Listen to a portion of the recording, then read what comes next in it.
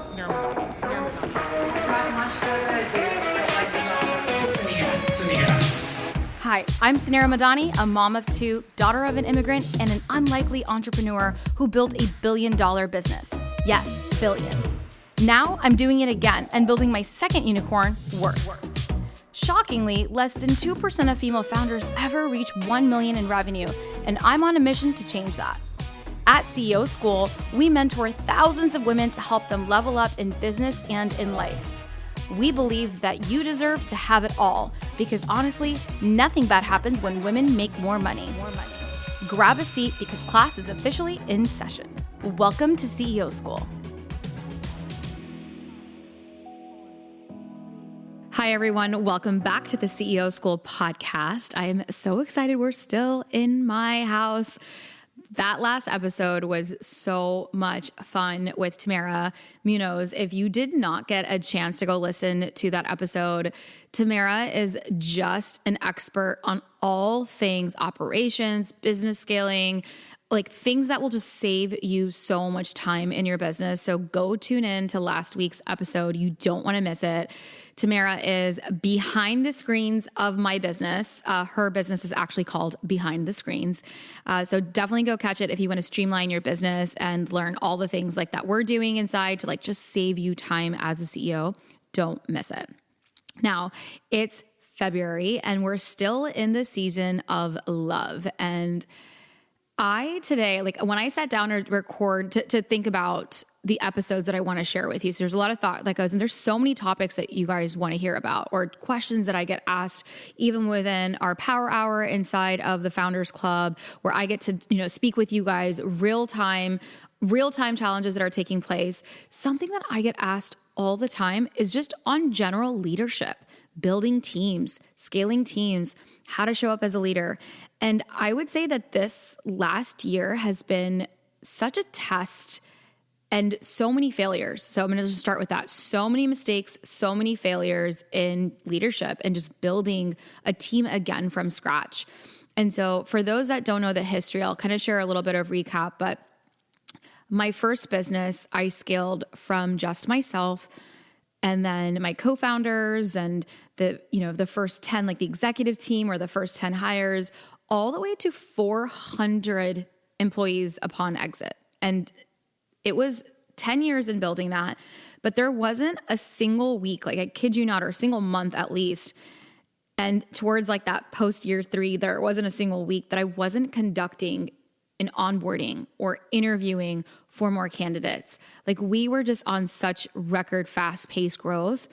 And in order for you to be successful in scaling, you can't do it alone. You have to have a team. And I know what you're thinking. I know there's many of you in the audience that are listening and they're like, Suneera, I just got started, or I'm a solopreneur, or I just have a virtual assistant, or I just have a contractor in place, or 3, or you might have 1 or 2 full-time employees. Even if your team is small, for a business to scale, you do have to have support. You can't do it alone. And one of the strongest traits of a successful company is having the right team in place.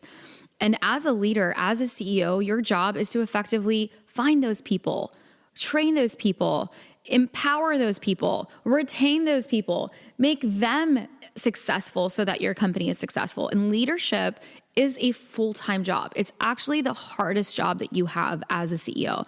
It's not even, your customers or building your product, or all of that is clean sheets. All of that is like par for the course, super easy. When you start having a team, you're like, wow, you spend so much time in serving them and enabling their success, which in essence will turn into your success. But there's so much that I wish like there wasn't enough like leadership 101 training there. And a lot of the lessons, unfortunately and fortunately, you just have to kind of go through it. You just go through it. And because it's people, it's hard, right? And it's not exactly the same because we as individuals are so different. We as individuals, as our employees, are so different. And so you evolve and you grow as a leader. And so I feel like I've worn so many different leadership hats through the years. And even my leadership has evolved so much. And every year I get a chance to just reflect upon my leadership over the last year. Was I successful? Where I wasn't successful? And there is no such thing as perfect leadership either. And I'm not going to be for everyone, and you're not going to be for everyone, and it's not going to work out. And so there's going to be many instances of that, but that's part of doing business. It's also learning when it's okay to part ways with someone, when it isn't the right fit. And one of the things that I find with women, and I get to mentor so many women as part of our CEO School community, this is the area that I feel is a gap where I see men on the counterpart. They're so easy to be able to hire. They're so easy to be able to fire. And it's just transactional, right? It's like, this is what I need. We need to get the job done. This is the person that's right fit for it. But I find that we as women, we're so empathetic. When we're hiring for someone, we're like so afraid to take that risk. That falls on us, that pressure. We put so much pressure on ourselves to make it successful. And we're so afraid of taking that risk because we don't want it to not work out. And so I find that women tend to hold back and aren't actually hiring fast enough. We're not actually firing as fast as we should. And it's part of business's success to be able to put in the right players at the right time and make them successful. And so on today's episode, I really want you to fall in love with your team. I want you to fall in love with building your team. And I'm going to share with you some of my top lessons and things that I do to continually fall back in love with a team. And I will tell you, it's hard. I'll be the first to say leadership is not easy. It's the thing that tests you the most. It's the thing that, especially as a visionary, right? You're such a go-getter. You're so ambitious. You're like, it makes sense to you. You're like, brain is like firing away and you're like, but that just makes sense. And that makes sense. And this makes sense. And then when you're sharing that with your team and it doesn't translate, or you're not getting that right result, you're so surprised, or it feels so hard because you're like, wow, it's so simple in my brain. Why isn't it clicking? And it's not because it's not clicking. They're not you. They're not supposed to be you. And so you have to understand who is on your team, how to make them successful, how to have that right level of communication, how to have that right level of expectation setting, and ensuring that the right fit person and competency and all the things are right for the role and for you across every different stage. And everyone isn't going to be exactly the same either. So you have to tailor then that leadership to those individual team members. And just saying that out loud and just kind of like saying that and putting that out, that's exhausting. Like, that's so much work that you have to do. But it's the most important part of your job. And if you can't do that, and if we can't show up as our highest, best self leaders, then it's not going to work and it's going to fail. And so I've had these lessons time and time again. And every year, and this last year, I'll share many stories with you. I mean, this last year, I had to build a team absolutely from scratch. So as part of building again and building another company, I could not hire from my old company. I want my old company to be successful. I put the best people in place and I want that company's success. I founded Stax. I want Stax's success. I'm a huge shareholder of that company. I need that company to be successful. And so I couldn't and didn't want to pull any of our team members because that company those were the right players for that team. So as I was building this next company, to have to start and build a team again from scratch were so many back to like the basics leadership lessons. And I would say I failed so many times last year in building. I failed so many times in wanting to get someone, like putting a butt in the seat versus putting the right person in the seat. I failed by not firing people that I knew right away. Every flag that went off that I was like, this person's not going to be successful. They're not a right culture fit. They're not a right value fit. After just a couple weeks of working with them. And this happened multiple times where I was like too afraid to let it fail because I needed that person, or I was, I was like, well, I can make it work, and versus just letting it go. And so there's so many just reflections and lessons just from this year that even after knowing and building 0 to 400, that when you start all over again, it's you kind of just have to go through it. And so wherever you are in your journey, this part of it, I just want to emphasize that as a leader, as a CEO, your job as a leader is the number one most important job. And you can do things to make your life easier as a leader. And it doesn't matter where you are. So if you are just that solopreneur that is working with a virtual assistant, if you have agencies that are working for you, or you have contractors, treating everyone, they are part of your team. If they're contributing to the work of your business, that is your team. So you are a CEO. You do have to show up as a leader. And even if you are a solopreneur and you've just gotten your business started, you want to still tap into your highest leader. That's how you're showing up on social. That's how you're showing up in your emails. That's how you're showing up for the company that you want to build.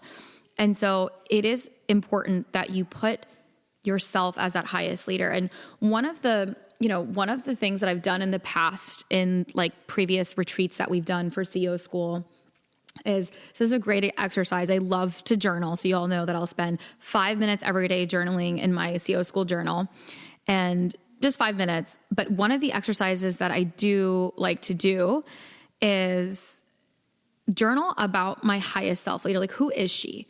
And so I'll like literally do a visualization or just start writing it down of like, who is Suneera as a highest leader?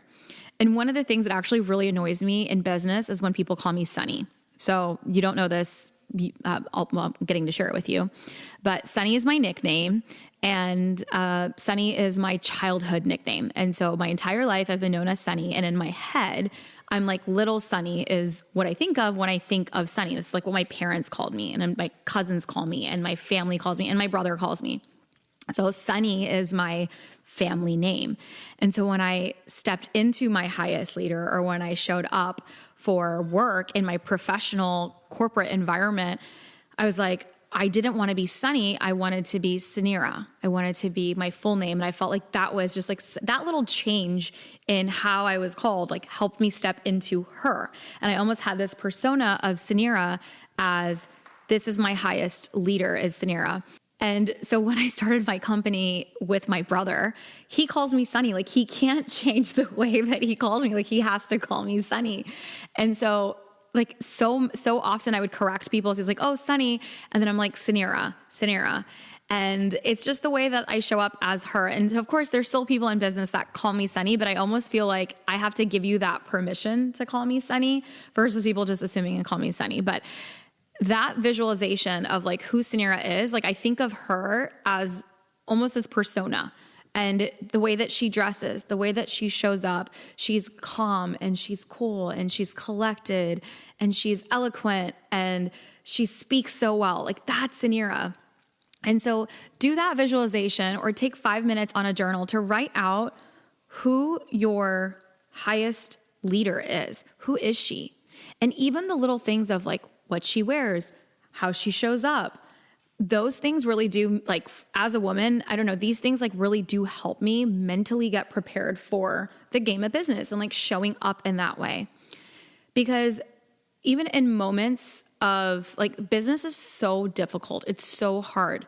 And the team component is probably the most difficult. People are the hardest part of your job. People are going to disappoint you, right? Like, that's where the emotion comes in the business, is through people, right? So people are going to fail, or things aren't going to work out, or the deadline is going to get missed, or the product isn't going to be as you thought it was. And you're just constantly having to firefight and solve all the problems. And if you're showing up like with your highest leader in mind, I always think about it, even when I want to be defensive or when I want to show up and there are moments, right? You can't always tap into that, right? And when I don't tap into Suneera, then I know I've gotten frustrated, that I know I've gotten short, that I know my Slacks went off or my texts went off, and I didn't show up as Suneera. And so just having that definition of how your highest leader just shows up is the first thing that I personally want to share with you on how to show up as your highest best self leader. If you love this topic, let me know, because I sat with my team earlier over what topics I want to cover, and leadership is one that I really want to lean into with all of you. But I want to make sure that that's what you want to hear. So if you're loving this topic, if you're like, yes, I want more of this, screenshot this episode. Let me know down below in the reviews. Let me know on social media so I can tell my team, yep, they totally want it. So please, please, please let me know. So today's episode, I did list out, because I love to give you meaningful, actionable pieces of advice on leadership and really falling back in love with your team. I really do believe that people come into your life, even in your business, at the right times for the right things. And as a leader, it's our job to make them successful. So every single person that's put in front of me, and if it fails, that's on me, and I didn't create the solution to make them successful. And you have to go in with that mentality of leadership. And every now and then, you have to kind of ignite your spark back with your team and to drive their excitement for the business, their excitement for you, their excitement for their success. And you have to kind of bring that back out of them. And so today is all about reigniting the spark and falling back in love with your people, with your team. And whether that is a contractor, whether it's 5 contractors, whether it's 500 employees, it is important that they are successful, because that is what's going to make your business successful. So strong teams actually thrive in connection. They thrive in gratitude, and they thrive in vision and having that vision clear. Strong teams are able to build trust, loyalty, and truly it's as simple as starting with like showing them that you actually care, right? It's literally it. Someone else is working for your dream, right? Someone else is literally working for your dream. You need to acknowledge that. You need to show gratitude for that and make them successful. And there is a give and take, right? And where employees and team members are not successful is when it's transactional. And I see so much of the corporate world, so much of what we see online today, we're almost like making fun of what the working life is like. But that's sad to me. When I look at those videos and I'm like, if we're that miserable at our work, we shouldn't be there, right? And so even for those that are listening that might be employees or team members, like it is your job also to find that passion in a place that you feel purpose in working for, finding that purpose and passion for leaders that you want to contribute to the success. And it does start with creating that feeling, that emotion. And it does start with you as a leader. It does start with you showing why they should care. It's showing that you care about them too. Because if you don't, and that's not authentic, it's not going to work. And so I do believe that you have to be, again, it's back to that customer conversation we had a couple episodes ago, falling in love with that customer. It's that feeling, it's that genuinity. That's what's missing from this world. That authenticity in leadership is what's missing. And I do believe that if we do that, it's our job first as leaders, right? That's what a leader is. The highest, that's the leader. They have to show up to lean in, right? And then when they lead by example, then the team will then respond to that in a different way. And so a lot of the times I feel like the narrative, right, around, especially for certain, Gen Z employees, I hear all the time, of work ethic, or, it's harder, it's this, like it's co-created. What are we doing as leaders to spark that passion? What are we doing to ensure that they feel valued as well in the business or for their career plans and for their growth? So it is important for us to reflect on that. And I really do believe that authenticity in our workplaces will drive for strong, effective teams and cultures. So it is happening, and that's what you see in successful companies, right? And that is a strong element that you have to cultivate as a leader. And a huge part of this is that simple gestures, actually, the smallest things, can actually create such amazing morale in the company. Like morale is such a strong word, right? That's you want your team's morale to be high. Like that, where does morale come from? It's your morals, it's your values. Everything really ties back to that heart. And that's why I believe that women, we have this opportunity to change the way completely business is done. Women have not been in the workforce. We've just entered the workforce less than 70 years ago. Less than 50 years ago, we've been sitting now at the table or to build businesses alongside. The reason why I show up to do this and why it's important for you to scale your business is because the world needs products and services that are created by women, because we care about that impact. And I do believe that we have that responsibility because we are empathetic. We are those leaders, those nurturers that can change the way we can really do business. And I think that's the biggest advantage that we have as women, because we can cultivate that so much more naturally. And I think that is our superpower in leadership. That is our advantage that we need to take full advantage of. So with that, here's 5 actionable pieces of advice to build and cultivate that amazing morale on your team, and for you to fall in love with your team again, and for them to fall back in love with you. So number 1, so simple, but missed all the time, is really having effective and meaningful one-on-ones with your team. That's it. It's that simple. Blocking actual time for individual one-on-ones, to have one-on-one connectivity, quality time, to not just talk about work productivity or an output. So many times we will put a one-on-one on, but it's all about that deliverable or the client or the project or the actual work that needs to get done. And it doesn't have to be a weekly one-on-one that you have with every single one of your team members, right? Even if it's bi-weekly, even if it's monthly, but having a consistent schedule is important. And having that consistent schedule to say, hey, we're going to go have a cup of coffee and we're going to have this one-on-one. I want to know how you're doing.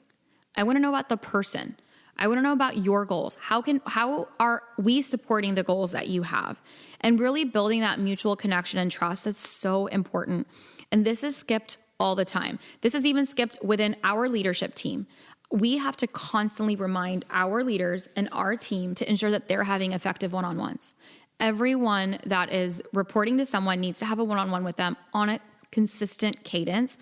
It's so important. And it's so important to have time, even if it's the first 20 minutes of the conversation, 10 minutes of the conversation, to just check in on that individual and to create a safe space as well. A lot of the times leaders aren't creating safe spaces to actually be able to talk about the issues, right?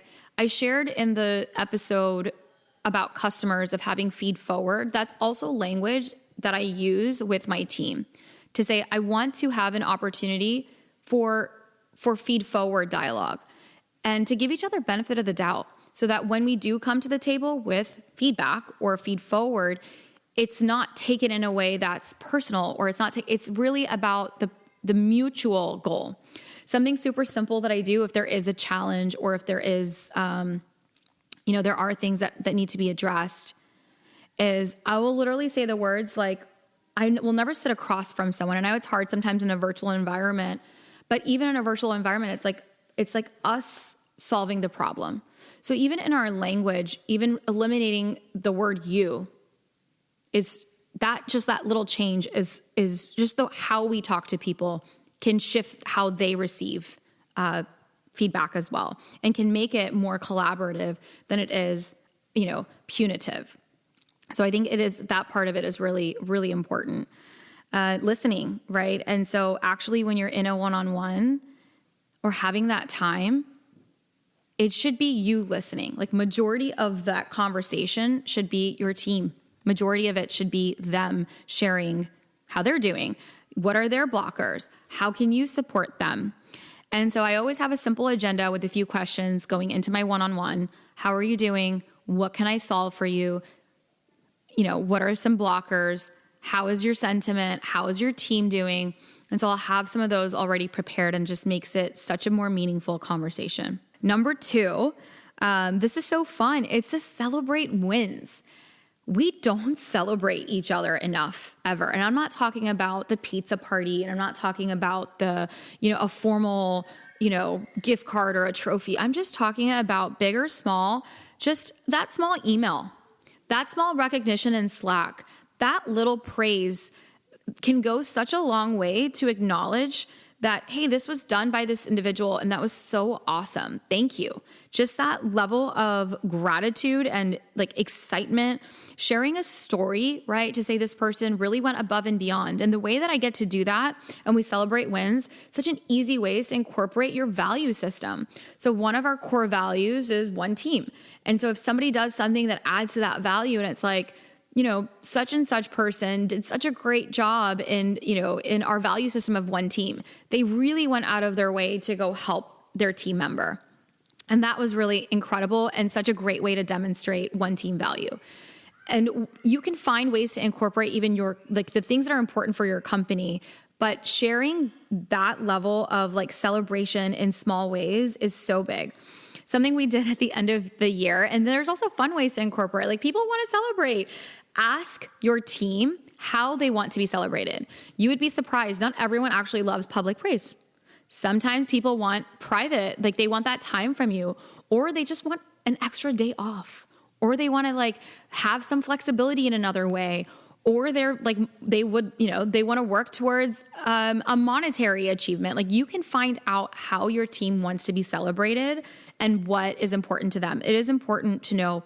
I will link in the show notes an episode that I did last February on the love languages of your team. Please go back and listen to that episode because how we show up in our professional environment is exactly how we give and receive love at home.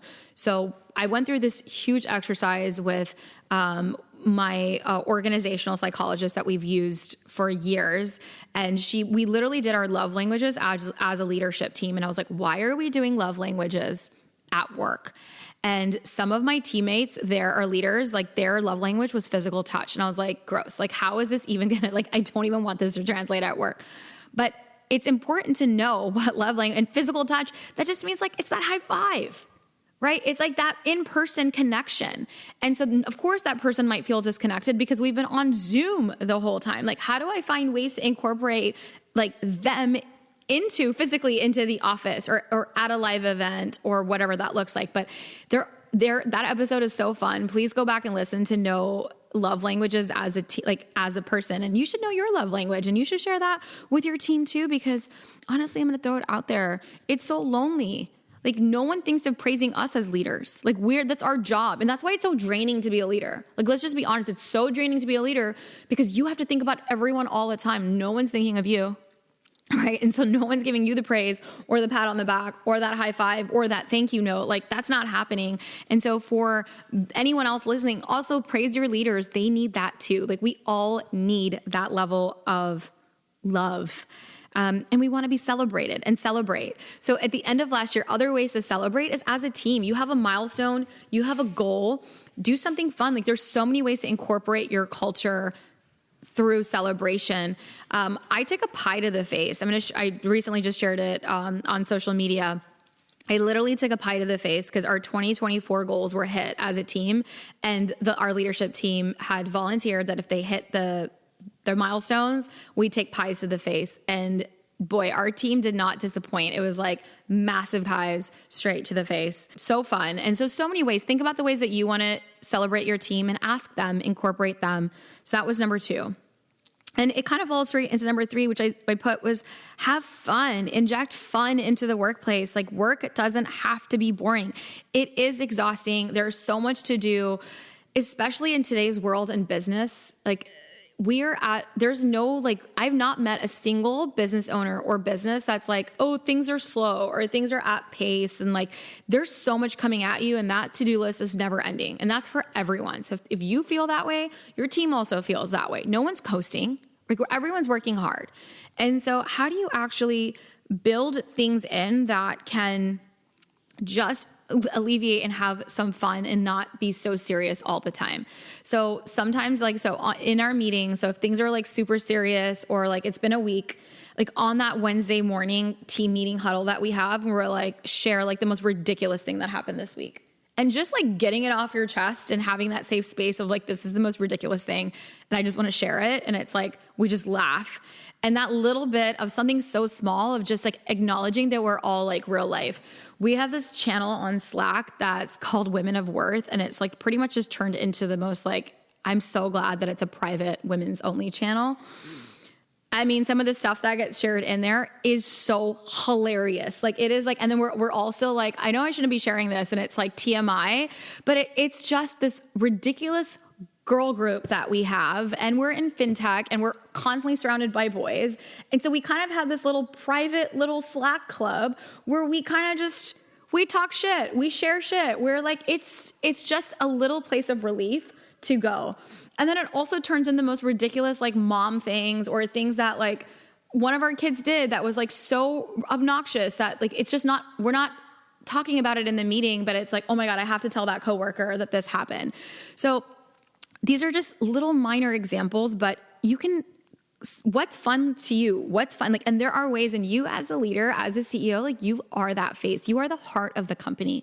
Bring your heart, have some fun, and I don't know, take the edge off. Like just everything doesn't have to be so serious. And so definitely like think of different ways to like break it up, surprise them with the afternoon off, you know, whatever it looks like, just find ways. Your team will appreciate it. These are the perks of the things that they will say that build a strong company that they want to work for. Number 4, and this is pretty basic, but it's so important to actually communicate your vision effectively. Sometimes we as visionaries, we have all of these great big ideas and we're like, we need this and we need to do this. And like everything makes sense in your head.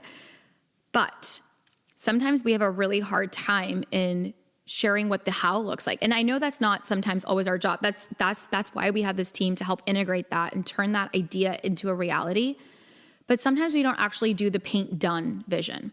So a tool that I use, and I've talked about this previously somewhere on the podcast, but I'll share this tool. It's called Paint Done. It's like literally saying, this is what paint done looks like for me. So this concept came from some leadership training that I took, but it was like, okay, when you're painting, when your house is getting built, the last thing that actually gets done is the paint of the house. Like it's the last thing. So the walls go up, the foundation, the appliance, whatever else. And the last thing that they do is they finish up the paint and the last touches, and then the house is done. So what are that steps? Like what does paint done look like? And so when I'm sharing a vision for a project, a campaign, this launch, like whatever the vision is, I do like to share what that end piece looks like, not in vague vision format. We have to kind of bring that back down to say, what does paint done look like? What are steps? And you don't have to have the details, but this is what like setting that reality of those expectations of like, oh, I really want it to be like this. And the more that you can elaborate in paint done to say, this is what it looks like to be wrapped up, it's so helpful for your team to understand. And you can use paint done not only just for big projects, but even after you're giving direction to the team or you have a one-on-one, and even you ask for something small like, oh, we need to like work on this content, this PR release. What paint done looks like is having it in my inbox on Tuesday and ensuring that these 3 things are checked off and it's already copy edited. So like you just taking 2 more seconds to clearly paint that vision turns into amazing execution. And that can be applied to your VA, to that contractor, to the partner, to everyone on the team. If you can learn to communicate effectively, I mean, it's game changer as a leader. Number 5, which is the last one, I kind of actually ended the same lesson from loving on your customers, is showing gratitude, right? And truly, authentically sharing that gratitude. It goes back to little things like knowing your team's like favorite coffee, like something like super small, but sharing ways to show them appreciation, show them gratitude. And honestly, I haven't met a single person that doesn't like love language is not words of affirmation. Like I honestly think words of affirmation is part of every single love language. So whoever wrote those love languages, I think words are pretty much part of like everyone's love language. Sharing your words to say thank you, to acknowledge. There's so many different ways to surprise your team, to build that level of gratitude, not only when you do it as a leader, but to have that as part of your team. We have a channel on Slack called the Praise Channel. And so we use we literally will have a hashtag praise and we'll give each other shout outs. And it starts like what happens is when one person will share a shout out or a praise, guess what? Gratitude is contagious. Then that person will share another gratitude about somebody else. And it's just something so small, but it's a way to acknowledge all the work that's happening, and to share gratitude. And gratitude can also look in forms of bonuses, and gratitude can look in forms of PTO, and gratitude can look in so many different ways. You have to know your team. That comes with that authentic relationship. That goes back to number one, which is have those meaningful one-on-ones to understand what is important to them. That is what builds great leadership. And so lots of great actions here for you to take away on falling in love with your team. And I will say, if you put in this effort and you actually say, I'm going to take these steps, I'm going to actually put in that work, and you self-reflect and you're not receiving that love back, right? You're receiving resistance back, then you know that it's not a right fit and you can't force it, right? So I don't want you to force that relationship. And that is something that I think as women, we have a hard time because we want things to work out. So you have to be okay. Sal always reminds me, he's like, you don't owe anyone anything. That is like literally a constant reminder. And I feel so much guilt if it doesn't work out, or I feel such heartache if it's not the right fit. But it's true. It's business too. As long as when I reflect and I say, I put in the work, and I gave it that time to put in the work and it didn't work out, then that's fine. And it doesn't mean that it has to be longer. So for me, it's like, this is 90 days. I think everything can be measured very clearly in 90 days. So if you do have team members that you are struggling with, fall in love with them and see if you can fall back in love with them by taking these steps, putting in the work, and also sharing with them that this is what you want to fall back in love with them, and that you want them to also show up, and see how that gets received. And so I just want to also share that it's okay that it might not work out, but when it does, it's so magical. And just like any relationship, like the final piece of it is it's not a one and done, right? It's constant work. And so that's why it's important. It's so important to like reignite that spark. You might fall off of it. You might get into the day-to-day of the things and you're like, no, it's important. Let's get back and work on the team. So it is important to have ways to reignite that. So hopefully this is your reminder today to go build that and really tap into who is your highest leader. Who is she? And let's step into who she is. And you know who it is? It's you. She's in there. She is, you are her. And so you can show up as your highest best self leader. And so I hope you all enjoyed today's episode on leadership. Please let me know if this was really worked for you or if this doesn't apply to you. I do think this applies whether you have a team or not. Like, I do believe that your highest leader is a constant work like this is what we're all working on. And I do think that when you're at peace with yourself too, and this is where I really do believe in doing the work ourselves, our spirit work, our mental work, our burnout, all the things. Like, if we can actually come from a healthy state of mind, then we can show up as our highest leader.